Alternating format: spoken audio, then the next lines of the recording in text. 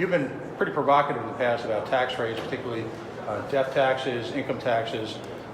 These are all on the table again. What are your attitudes right now? What are your thoughts? And again, is there an era of brinksmanship here with regard to your company?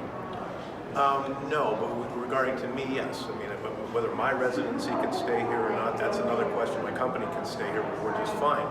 I think the one biggest thing, and I'll just, you can hear this from my lips, okay, because I've never said it to you, but my biggest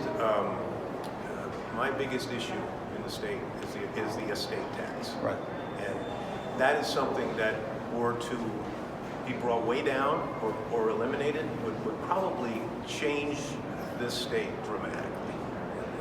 Just something to think about. So anyway, we're running the numbers on that now. Good.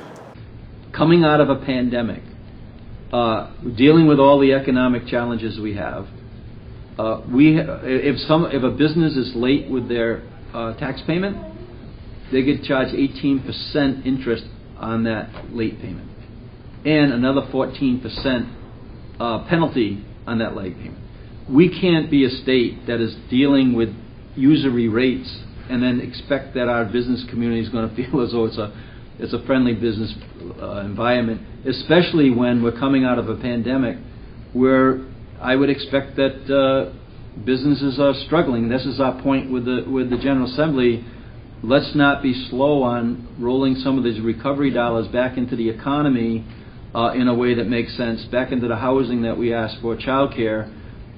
We can prevent many companies right now, small businesses, from either failing or rolling into a spot where they're paying usury rates for, and penalties. So those are the type of things we need to see what the bordering states are charging on those in that particular instance.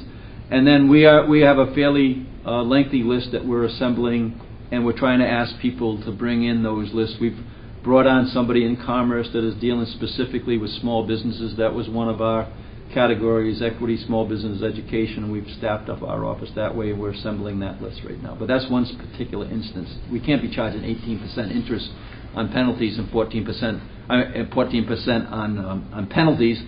Add that up. That's like 32%.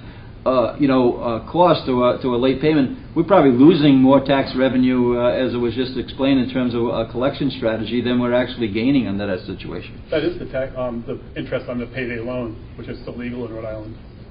I mean, it's about 30%. Yeah, so that's it's not really usury, because the usury would be illegal. Yeah, I'm on board with that too. That should be gone. All right, John?